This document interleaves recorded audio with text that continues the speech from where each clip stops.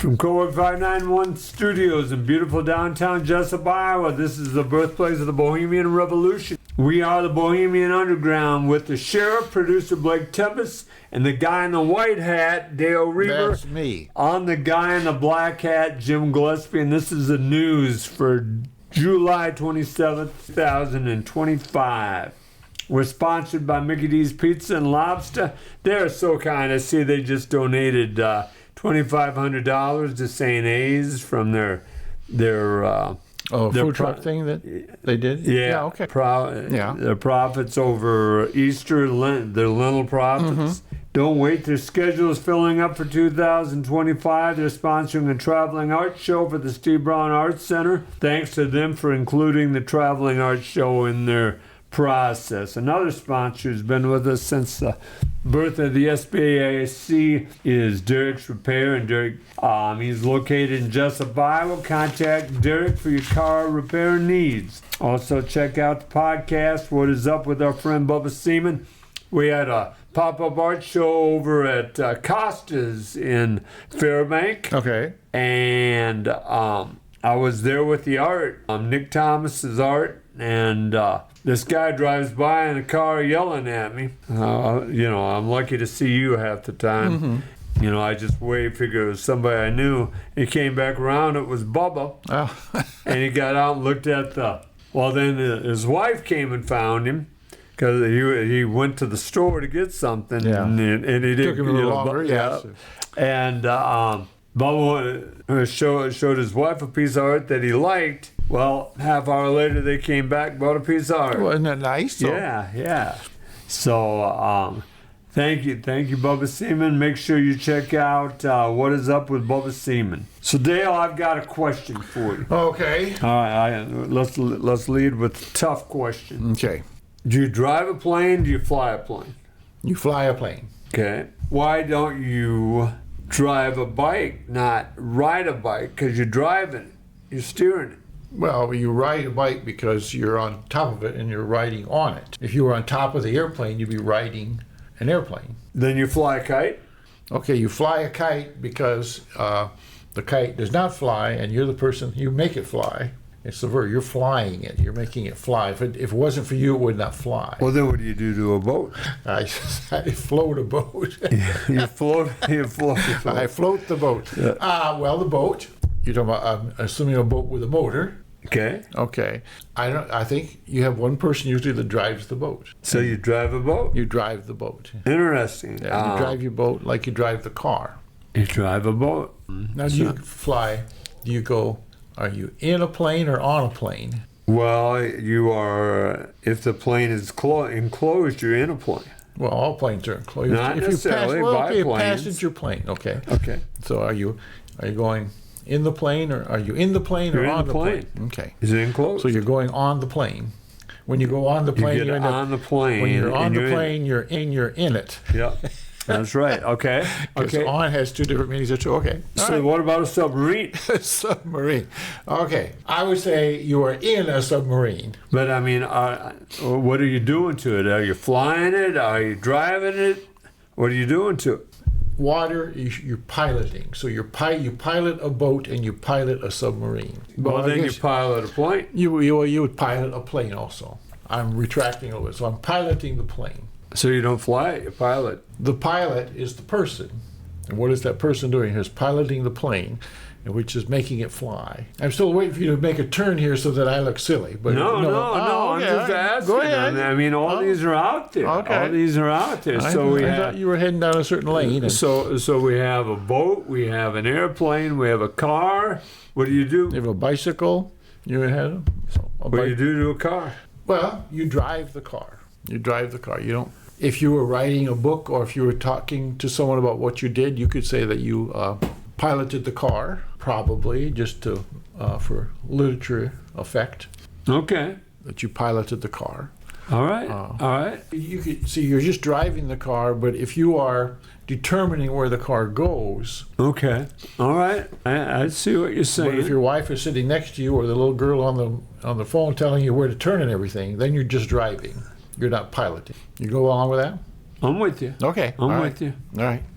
I'm with you. All right, we can agree on most of these. Okay. Submarine, the submarine has me a little confused. Well, and the thing is that, like on a submarine, the person who determines where the submarine goes, the turns and ups and downs and this sort of thing, is not doing the actual driving. He just gives commands to the person who runs those controls. So is the kid that I don't know if they have levers or a wheel or what, but the kid who has the controls that if the captain says 20 miles an hour, he sets it at 20 miles an hour, and to steer right, well, he steers it right. So the captain is doing the actual piloting, but the kid is doing the actual driving. What about a jet ski? Okay, a jet ski. Well, does a jet ski have it has skis on the front that turn, right, when you turn the wheel? Okay, so you are driving the jet ski. They would say you're riding a jet ski, though. Well, you're riding the jet ski. Well, if you're in the back, if you sat behind, like it was on a motorcycle, and there were two of you, one person sitting behind the other. If you're on a jet ski, if you're in the front, I'd say you were driving, and if you're on the back, you were riding. Okay. All right. Glad we have that sub.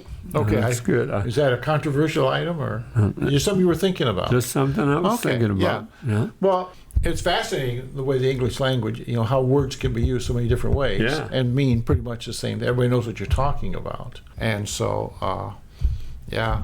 Well, it's like your airplane example of on and in. Yeah. It's just, well, when's the last time you rolled down a window in your car or your truck? I don't roll it down anymore. I put it down. Yeah, but if I came up beside you and said, roll down your window so I can talk to you, you would lower your window, right? Because you understand that roll down your window means lower your window. I drive an older vehicle for the company, and it has a roller. Does it really? It's got about 500,000 miles on it. I say it's got to be an old vehicle. Because I know a friend of mine has an old pickup where you have to roll down, actually roll down the window. You don't see those too often anymore. No. But a lot of these are just expressions that are left over from earlier times. As far as driving a car or whatever, or riding in a car. That's why I say put it down rather than roll it down. Yeah, so put your window down. Yeah. I think lower your window is more appropriate. Oh, there you go. Yeah. There you go. That's a good argument. Well, Dale, you said you brought a poem in today. Well, yeah, it's. I went to Michigan over the weekend, and my grandson was in it's a Broadway musical. They take the swear words and the sex out of it, and they call it Junior. And then schools and young theater groups can put these musicals on. And they also do it with Fiddler on the Roof, where they shorten it up or take out the really hard stuff so that young people can perform that musical. Right. Well, this is a musical called Hadestown, which I have to admit I had never heard of. But it came out, I think, in 2019, they said, several Tony Awards. And it's quite a famous, and it's around. I think they're going to do it at the Gallagher Blue Dorn sometime soon. Taken from a Greek tragedy. I was reading the script. My grandson gave me the script to read before I saw the play, which makes some of these things a lot easier to understand because it's they kept a lot of the Greek names, and kids are singing, and some sing better than others, and sound is oftentimes run by younger people, and so some people do better with sound. So it's nice just to have an idea of what it was about. And so and I'll say this name wrong, but I think it's Annis Mitchell is the person who wrote the play. I should give her credit. Yeah. I'm looking at her right here on the World Wide Web. Okay, all right. But this was on page 76 of the script. Of the script, okay. So I copied that. Said, but who are they to say what the truth is anyway? Because the ones who tell the lies are the solemnest to swear, and the ones who load the dice always say the toss is fair.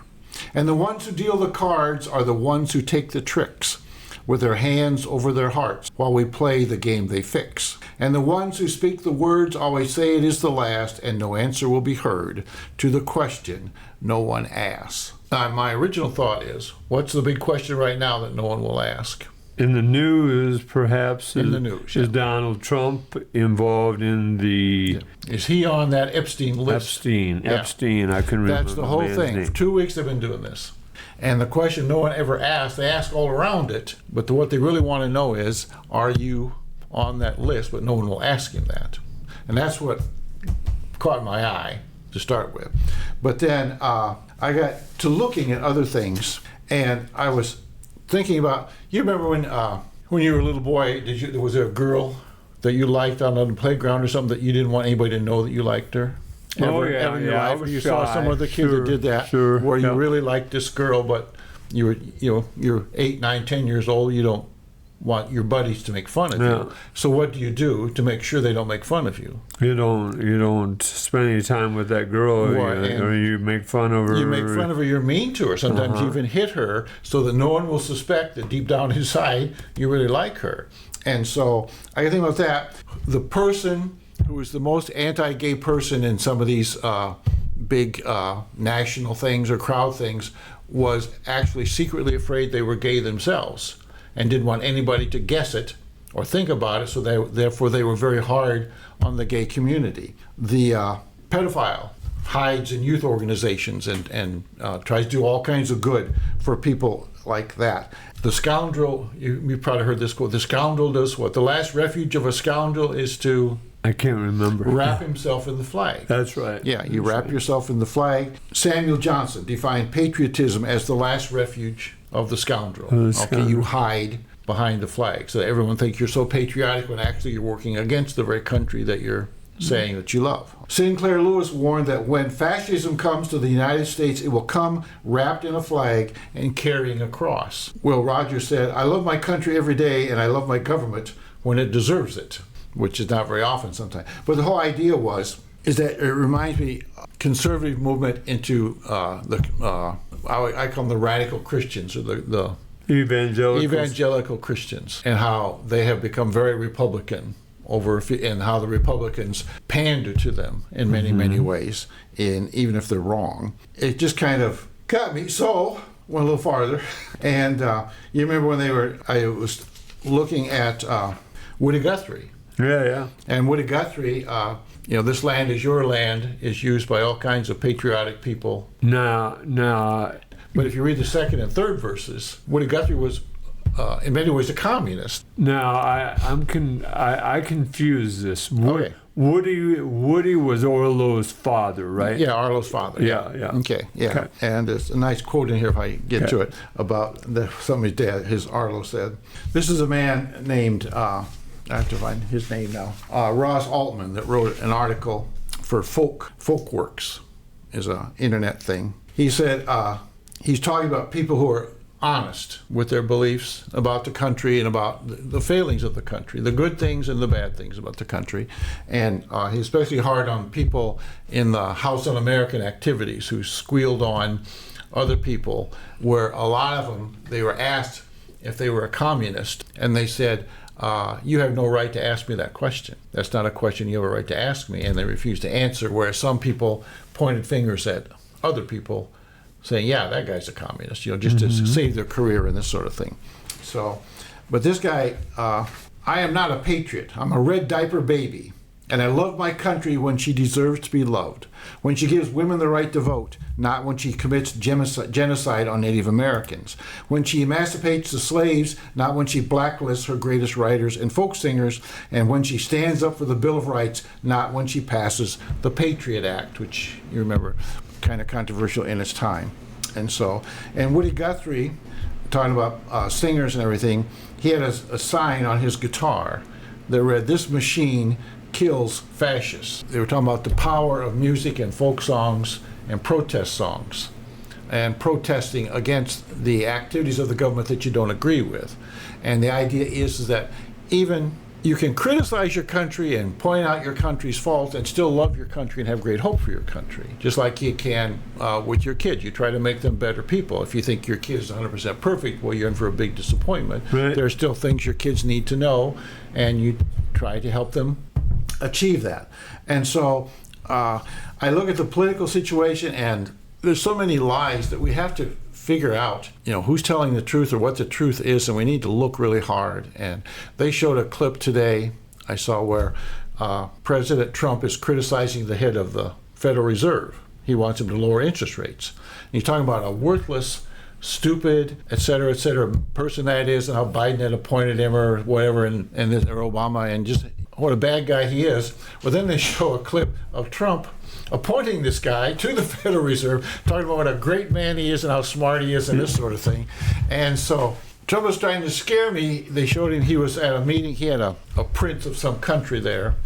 And they asked him a question, and he got off track and was talking about his uncle that was a professor at MIT, and what a brilliant man he is, and he had degrees in 3 different degrees in math and science and something else and this sort of thing. Well, and what a wonderful smart man he was, and how one of his students was Ted Kaczynski, and how he really liked Ted Kaczynski when he went off the rails, and he's rambling on and on. Well, of course, they look it up. Well, this guy, the uncle, died before Ted Kaczynski got started, and he did not have 3 degrees. He was an engineer, and he taught there, but he did not have 3 degrees in anything. And as far as they had, never had any contact at all with Ted Kaczynski. No. But so we talk about Biden making stuff up. Well, he's starting to ramble like that too. He gets off and telling these stories, and I quite honestly right now don't know where I'm going with this, but it just things that we have to be careful. We have to watch what's going on, and we have to understand that the people who load the dice, they're the ones who always say the toss is fair. The people that yell the most about things, you got to watch them and you got to check them, because it's just kind of scary, all the stuff that's said and how little of it seems to have any basis in fact. And so that's just what I was going to talk about. I like that, Dale. That fits what I was going to talk about next. The whistleblower that was fired from the Department of Justice. He was a lawyer, and the Department of Justice told him he had to lie to judges about that man that was sent down to, was it El Salvador? Oh, okay. And he refused to lie. His bosses wanted him to say that he was the guy down in El Salvador was part of the, what is it, M13, M12, whatever that Mexican drug cartel is. Oh, okay. And he didn't want him to leave a paper trail. Well, he left a paper trail. Yeah. And so they fired him. Yeah. And hundreds of people in the DOJ are sending him letters saying they're proud of it. But here is you talked about President Trump and Epstein. President Trump has the great ability to move the needle. The example, or the Epstein file, was a big deal for about 12 days. Well, yesterday, Trump came out and said that he was going to have Obama and Clinton arrested. Now, of course, the avid right-wing news, Sean Hannity and Mark Levine, they both were all over that to throw people off of the scent. Yeah. And they are, and it's going away. Yeah. So it will go away here soon. Yeah. Well, somebody said that Trump accused Obama and the other Democrats of putting all this Epstein file together. So they put it all together, and Trump is elected, so they don't use it, and then they have a Democratic president. They don't say anything about it all the years Biden is president, and now he's president again, and the Republicans are the ones that are bringing it up. So the Democrats had all this information for 8 to 12 years, but they didn't use it according to Trump. Right. Well, that doesn't make any sense either, So, this one, it's satire, but they talked about that missing minute in the Epstein tape, when he committed suicide, and they showed Hillary sneaking across into his cell. So, Here's how bad he wanted to throw people off the scent. Was it yesterday, 2 days ago, they came out with 100,000 pages of Martin Luther King Jr's investigation, how the FBI followed him. Which was illegal. I mean, everything they did was illegal with Martin Luther King. Yeah. Yeah. And a lot of that was redacted. What is it, where they black things out? There's no doubt that Martin Luther King Jr., like John F. Kennedy, like Lyndon Baines Johnson, like a number of them, like Trump, women. Yeah. They had affairs, and it embarrasses the children of Martin Luther King Jr. Now, they didn't want it out. No. Yeah. Well, it's meant to throw people off the scent of that Epstein, but Trump made the mistake on his own of saying, he talked about it in he attacked everybody in the election. Then his is it not the head of the department, not Secretary of State, the Secretary of I forget what secretary said, I've got a file on the corner of my desk, I'm ready to come out with that. Yeah. What secretary was that, Dale? I don't know. I can't remember. Was she Department of Attorney General, maybe, or maybe it was Attorney General. Yeah. She had it right on her desk. Yeah. And next day, there is no such file. No. They showed on the news show right before I came. They had new tape of or pictures of Epstein attending Trump's second wedding. Okay. There were a lot of pictures, and they had another picture they showed of Trump after he had gotten divorced from that wife. And he's with Marlena, but Epstein is right behind him. And this one lady who had worked for Epstein said, they were the best of buddies. They were close, and said Epstein talked about him all the time. And so he has tried to distance himself from that, and which in itself is suspicious. And so, I know we've talked about conspiracy theories on this show before. I don't know if we'll ever get to the bottom of anything. I know the Congress, they're recessing early, so they won't have to do anything with this until they get back. They're going to be gone the whole month of August, I think. And so a lot can happen in a month. We have to wait and see what happens. One more thing is that I think it was CNN, but the reporter said that he called Trump and actually got him on the phone and asked him about these new pictures coming up, and Trump just said a bad word and hung the phone up. He's the more you holler about something, the more you wonder what's really on your mind. It was kind of what I was alluding to here with this stuff, is that the more excited you get about something, a lot of times that's just for show, and that's not your real motive. So go ahead. Last thing on this issue before we go on, Epstein. At the age of 20, he dropped out of college. 2 years into college. Yeah. Got a job teaching math in New York's school system. No, good for him. Yeah. The superintendent of the school system at the time was Bill Barr's father. Okay, Bill Barr is politically connected. Yeah. I remember him. Yep. Well, Bill Barr's father was in the OAS. Remember the earliest CIA. Yeah, in World War II they had that. Yeah. Epstein must have been a bad teacher because at the end of 1 year he was run out. Well, he ended up on Wall Street and he was fired from that job. Bad money launderer is what he was. Oh, okay. He ended up opening his own business, had one client, a guns dealer, and he traveled the country or the world with this guns dealer. And that's how he got rich. Okay. So there are people saying that Epstein was tied to intelligence, and that's why he never got in trouble. Oh. Yeah, because that has happened before, where the CIA will protect their source, even letting them commit other crimes. We talked about that one other time. Yeah. Here too. So. Okay. Okay. Then they think the CIA killed him then? They know. I never did hear that. Yeah. But it's always suspicious to me when these real controversial guys end up dying of suicide. I mean, that happens in Russia and lots of countries where somebody they don't want to talk ends his own life, where most of us say, well, I want to stay alive as long as I can. Right. And so it's a crazy world we live in. It is. This is Steve Brown Arts Center Podcast Network. And so Dale, I try to it is my goal to have an adventure every day. Okay. Don't get me wrong, they are small, some of them are very small adventures. Like some of the most recent adventures are making different salads. Like I made a German coleslaw. I'd never made a German coleslaw. Okay. I made that last night. So you have adventures in the kitchen. I do. Okay. I do. I go on a hike to a place I've never went.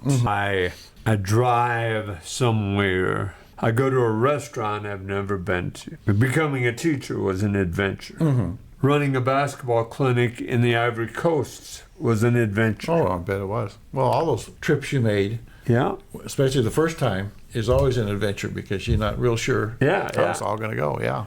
Traveling to Latin America on my own was an adventure. Like I said, leading a team to Moscow was an adventure. My most recent adventure was parachuting.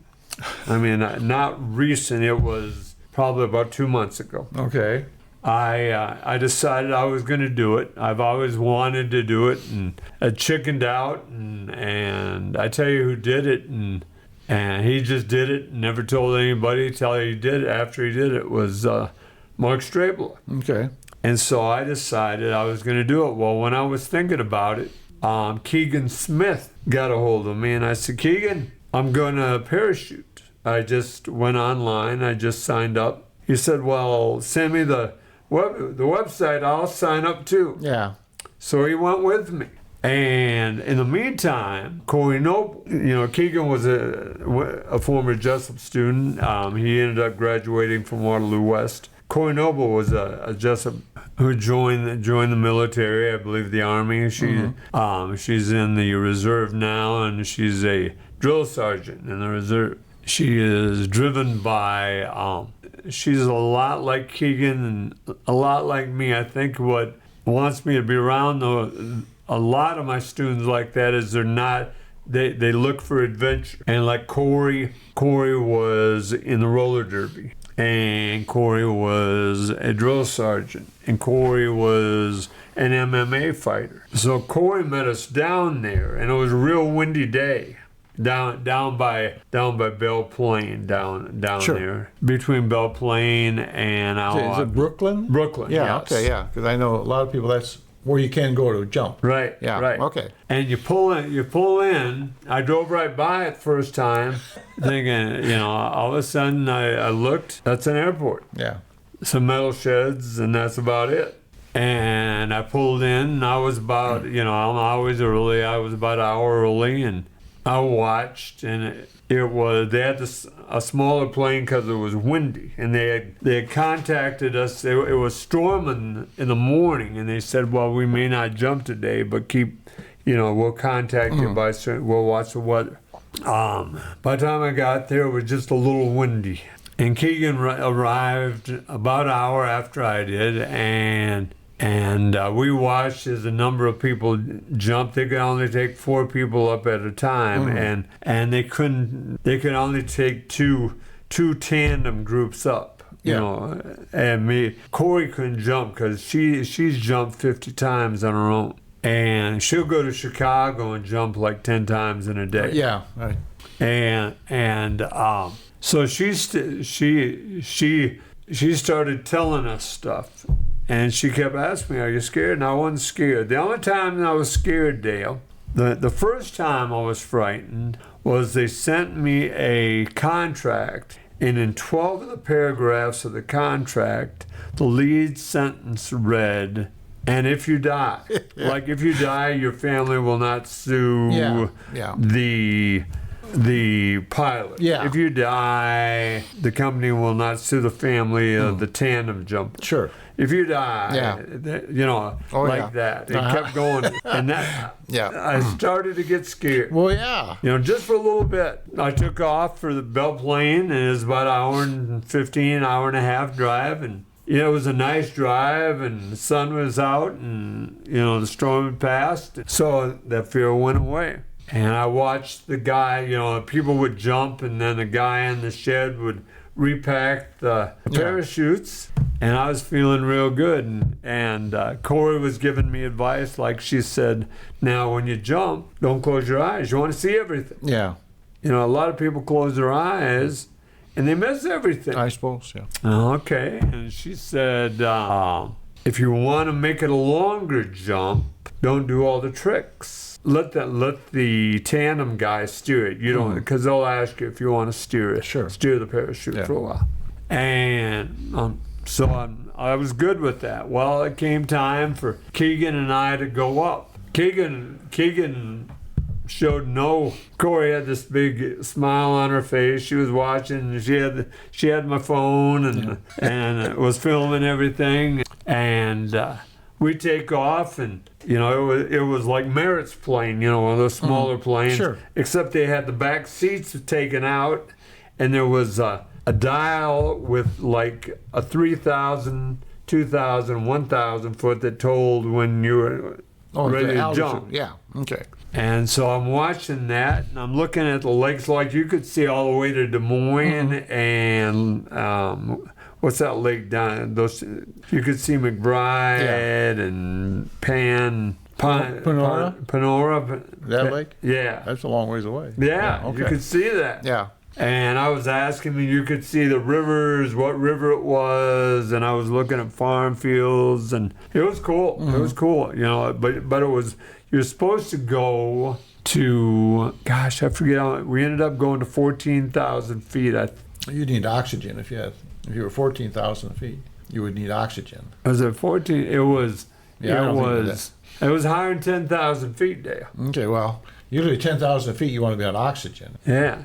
Always. It was. Okay, so you're up there high. You're up there high. Okay. 9,000, 10,000, that's still very high. Yeah, it's real high. Yeah. Yeah, and, you know, and this little plane is tight, and I'm by the door, and I'm like this, I'm sitting in the guy's lap, you know, and then Keegan and his guy are to the back of it, and the light hits our feet, our elevation. Yeah. My guy says to me, all right, now, Jim, you're going to put your foot on that. They kept telling me on the ground, their directions were hang your feet out the plane, which scared me. Yeah. But I didn't have fear on that. But he said, you're going to put your feet on the bar of the wing out there. And I put my feet out there, and I was scared at that point. Yeah. That was the second time I was scared. Up to that point, I wasn't scared at all. I looked over my shoulder, and Keegan looked pretty serious. And all of a sudden, I felt graceful, Dale. And for the first time, you know, I flipped twice. I mean, it seems like I was by myself. I wasn't. There was a guy. He wasn't as tall as I am. He probably weighed about the same as I did. But I swear to God, I was by myself, and I flipped twice. I mean, it was a slow flip. It was wonderful, Dale. I was graceful. I'm not a graceful human, Dale. Okay. But that was graceful. All right. And after 2 flips, then you free fall, and you free fall for 40 seconds. And I'm free falling, and he's giving me directions like this, and I'm not sure if he was trying to tell me to do something or what, but I'm enjoying the free fall. You know, we're falling for 40 seconds, and I'm looking around. You know, I probably shouldn't have, but I'm looking around as I'm free falling. So do you spread out to slow yourself? You're supposed to slow spread out. yourself down. Yeah. And I wasn't spreading out. Oh, you weren't doing much. that. Okay. And that's probably what he was trying to tell me to do. But I was busy looking around, thinking this is cool. Yeah. And then all of a sudden, you know, he came with this. Straben said when the chute opened that it grabbed him in the groin area hard. Yeah. And when I put that belt on, I made sure that it fit me right and tight so that it... Everything I've read, so you need to have that extra tighter on your thighs. Yeah, that, otherwise you're seeing a little higher volume. But You do, you're really tight. Yeah. And it was. That was my fear. Well, I was going to lose my voice. Jim, so. Thank you. Yeah. And I thought, all right, here you go. You're going to find out if you got it tight enough. And I just... You know, it squeezed a little bit, but and we were floating, and so when the chute opens, does it pull you up a little, or just a little bit? Okay, just a little, not much. Because you're going, and then you feel like somebody just put the brakes on or something. A little bit. Yeah, okay. And so we're floating, and I just catch a glance at Keegan and his director, but that's all. I was too busy looking around. The wind is drawing us east to west, and Keegan came out before I did, and he must have steered. He must have done the dipsy-do and all that stuff, because I glance and Keegan is coming over a building, and I think he's going to hit that building. And we're headed around behind him. The wind is pushing us behind him. We're going to have to come over that building, too, toward the landing zone. So did you jump over the airstrip? We did. Yeah, we did. They had like a target, and our goal was to land in that target. Yeah. Okay. And it was really windy, so I'll be hard. Yeah, okay. Yeah. And I thought, Keegan's going to hit that building. Well, he's getting close and close and close to that building, and he zooms by that building. and he lands. We come down, and they tell you to land on your butt, not on your legs. You know, don't try to be a hero and because you run. see some of them land and they just run with it. Yeah. Okay. I always thought that would be hard to do without it. Yeah. And with two people, it's someone attached. to you. Oh, sure. So he said, "All right, sit down." So I stuck my legs way out, and I sat down, slid across the grass, and we were down. Incredible, Dale. You know, but the only two things that scared me were the contract and when he told me to put my feet on the wings brace. Yeah. But it was a great adventure. Now, it doesn't excite me to do it again or to jump by. I thought at one time I'd like to jump by myself. No, it doesn't. It doesn't excite me. So did you have two chutes or just one? We had two. Yeah, two. We had an emergency chute. Yeah. You know, he was responsible for both, which was good. And I can't remember how many jumps he had made, but he had made a lot. Yeah. And he was a good guy. He explained everything, great sense of humor. You know, listened to everything I said, and I went out of my way to catch everything that he was telling me. Yeah. I didn't want you and Blake to have to deal with that contract. Because we would have sued, wouldn't we, Blake? He's cutting into our income. So, yeah, I love parachute kind of thing. There's a movie, these guys are jumping in Burma during the war, and they had this reporter with them who had never jumped before. And so the guy's putting his chute on him and everything, and then he puts the spare on the front, and he tells now this will be attached to the line you jump, but if it doesn't open, then you pull this ring for the second one. And the guy said, well, what if the second one doesn't open either? He said, well, then you'll be the first one on the ground. There's a great joke. My uncle and I were going parachuting, and they were given directions like that. And he says, my uncle was telling me, they said, now, the same thing, pull the original chute, and if that doesn't open, pull the emergency chute, and the truck will be there to be pick you up on the ground. Yeah. And my uncle says, well, with my luck, the truck won't be there to pick me up on the ground either. Yeah. So, all right, this is the Steve Brown Arts Center Podcast Network. I was going to tell you, I try to avoid doing anything where I'll die stupid. You know, I don't do things that could kill me if things go wrong, because I don't want to die stupid. But okay, not. So, and I understand. This morning we went over to the little farmers market cafe in Fairbank for the first time. To try it out and had breakfast there, and it's lovely inside. They really have it fixed up very nice, and the food was very good and very reasonably priced. And so, what'd you have? What did you have for breakfast? Well, I had Deb had a quiche, with a little bowl of fruit, and then a little cinnamon roll, and I had biscuits and gravy. And a cinnamon roll also, which I shouldn't have had, and coffee. But they have a nice selection of things on the menu. But we've been traveling. We took the kids back to Michigan, so we were at motels 3 nights. Right. And every morning they have the free breakfast, scrambled eggs and sausage patties. So I thought, well, I better not have scrambled eggs and sausage patties. So I thought, well, maybe I'll have biscuits and gravy, because I hardly ever eat that. But it was quite good. And the lady, as I'm leaving, that runs the place, she said, now, where do I know you from? And, well, she had worked at the Jesup school, but after I had retired. But we finally figured out that when I was running Lunch in the Park for all those years, she, for several years, had a farmer's market kind of thing down there where she sold things. Yeah. And so that's how we knew each other. But just one of those things. Because I said, no, it couldn't have been at school. So we finally narrowed it down to that, which was kind of neat. But, that is neat. That's an adventure. It is. Yeah, that's what I was thinking. Yeah. Tomorrow we saw all the artwork they've done in Oldwine for the bicyclists coming in near the viaduct. And so tomorrow morning we're going to go over and ride around and see if we can find that stuff. It'll be our Thursday adventure. I didn't realize. So what they do for artwork down there? Well, it looks like, I don't know, they got walls painted and this sort of thing. Just saw a little tiny clip. But I think if you go by the airport out there and come in from the west, that's the way the bicyclists come. They're coming in through that viaduct underneath the railroad tracks. And so I thought if we come in that way, then we should be able to see everything they've got there for the bicyclists. And so I was surprised, because a lot of people don't like going through that tunnel on a bicycle. But that's where they're running them in there, I guess. So speak of Oldwine. Yes. Last night I went to a author's presentation over at Independence Public Library. Okay.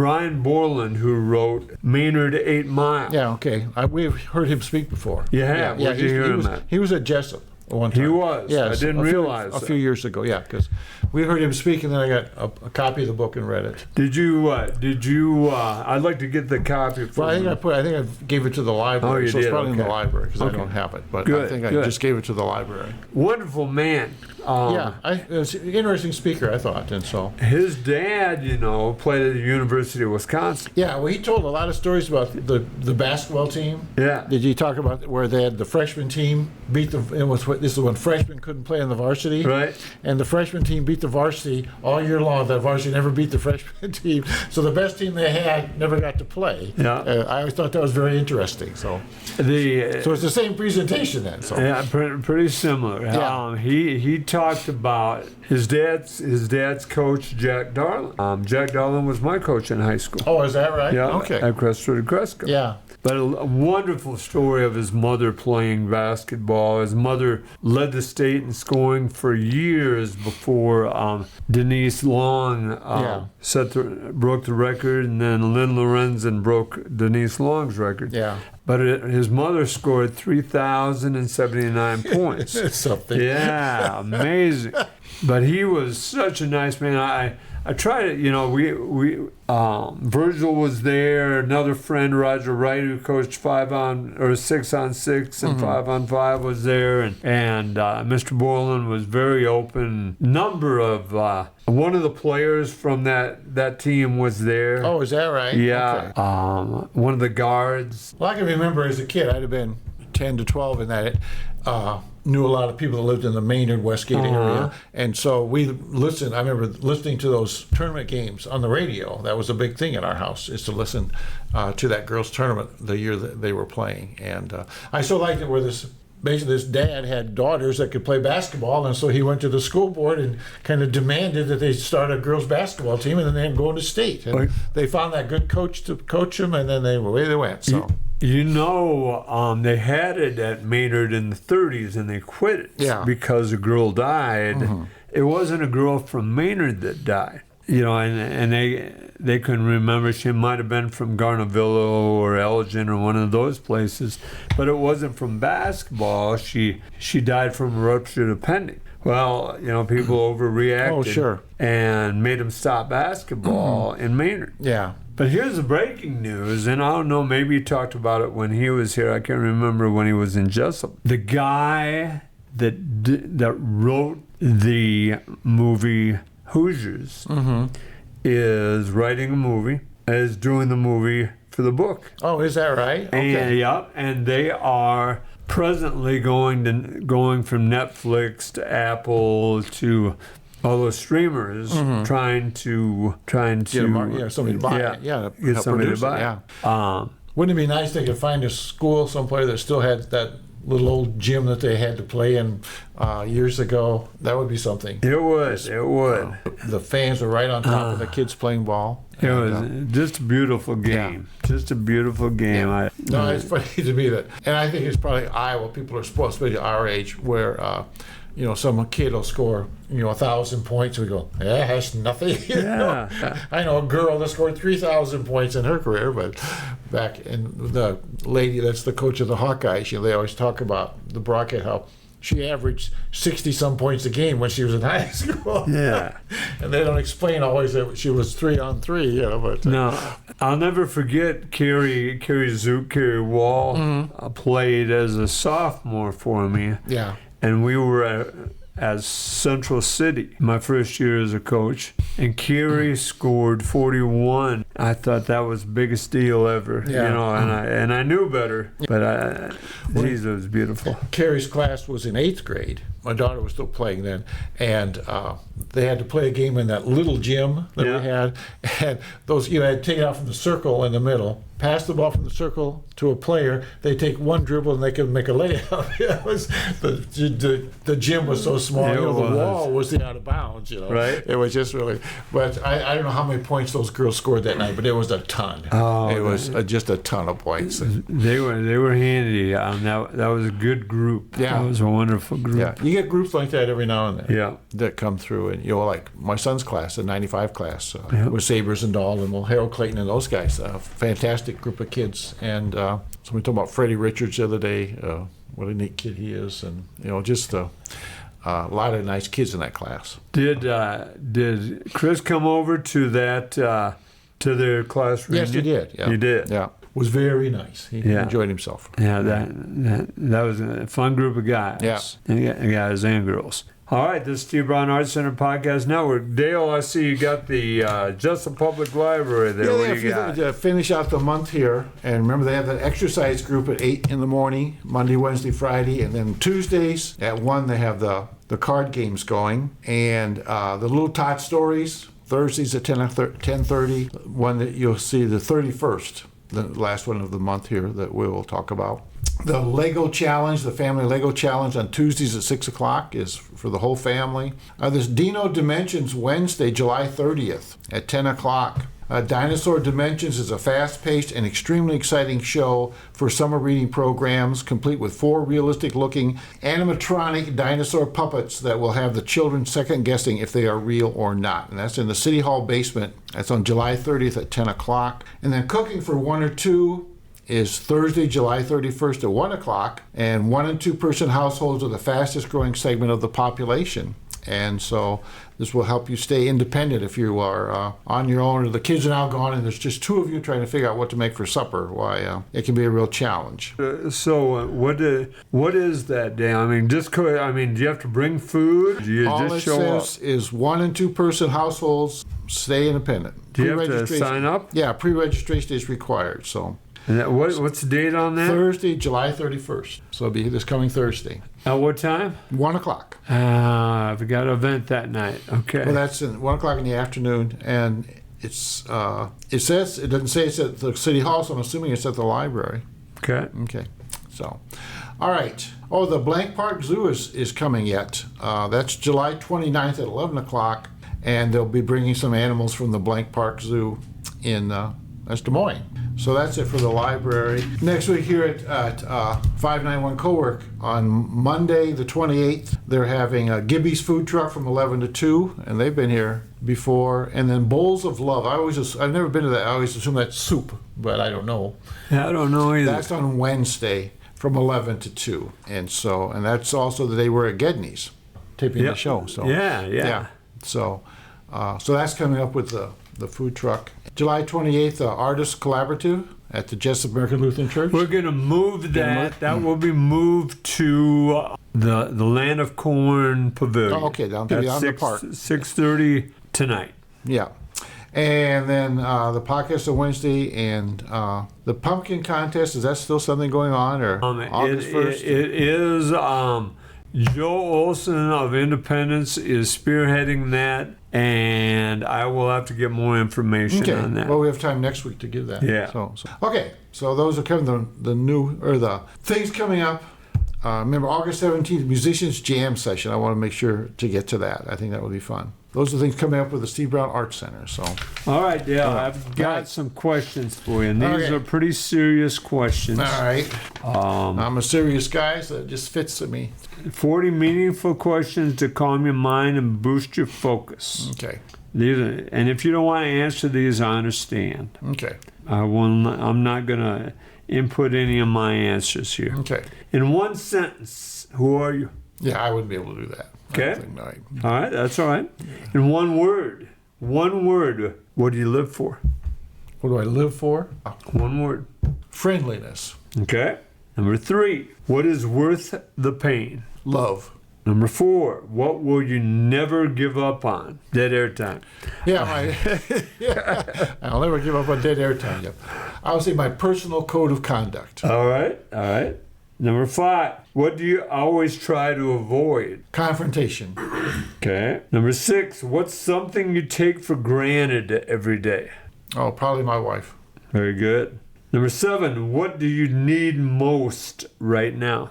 I was saying, well, motivation or get up and go or that sort of thing. Okay. I waste too much time. Number 8, what's the best advice you have ever given yourself? Yourself, not others. Don't do that. Okay. Number 9, happiness is a blank. I want to steal from Peanut so bad. Go ahead. It's a warm puppy, but I don't want to say that. Happiness is freedom from want. Very good. Number 10, what would you immediately do differently if you know no one would judge you? This is a tough one. Yeah, I don't know. That's a hard one. Yeah, Okay. you need to think about that a lot. Number 11, what kind of people does the world need more of? Compassionate people. Number 12, what does beautiful look like in the dark? I like, and I've seen it like a streak of a comet or something going through a dark sky, something like that. Good one. Meteorite or comet, making that, that little flare that goes through. Number 13, lucky number 13, what is the most beautiful thing you've seen today? Well, that little cafe in Fairbank, they have the original wooden floor, and they have cleaned it up and shined it up. It looks really, really nice. And so I was impressed with that floor. I asked the lady about it. So that seems kind of silly, I guess, but I thought it was. I like the way it looked. It's rough, but it looks very nice. Number 14, what's one problem you're thankful you don't have? Needy children. Okay. Number 15, what's something nobody could ever steal from you? See my good looks. There you go. All right. You're going to take that answer? Okay. You bet. All right. Number 16, again a tough one. Who would you like to forgive right now? I'll keep the name in my heart, but I have a person. Right. Yes. Okay. Right. I have a person. Yeah, I do too. Okay. 17, what is the most valuable life lesson learned from a mistake? I would say don't be in a hurry or don't be in a rush. That's when you get hurt. It's when you try to do something too quickly without thinking it through. You want to be quick, but you don't want to be crazy. We're going to go through to 20, so there's 3 more. 18, happiness is not blank. It's not money.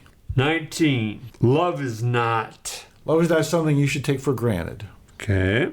And number 20, who are you grateful for? Well, I have to say my wife, it's made all the difference in my life. And there's lots of people I could say, but she's made the greatest difference in my life. And so, but there are lots of people that have helped me. All right, very good, very good. We have 20 more, but we're running out of time here. So don't forget, Alex the Grieve show is still. The art show is still on at M's Coffee over in Independence. Alex runs until the 31st of July, and then we are showing Elsie McIntosh and Pat McIntosh. Oh, okay. I see Elsie just won the Blackhawk County Fair Queen. Oh, is that right? Yeah. Where is the Blackhawk County Fair at? Usually it's at the Cattle Congress grounds, I think. Yeah. I always assumed it was. Well, I always thought that was the Blackhawk County Fair, but that's Cattle County. Yeah, well, it's 2 different events, isn't it? Yeah. I see. I didn't realize that. Oh, okay.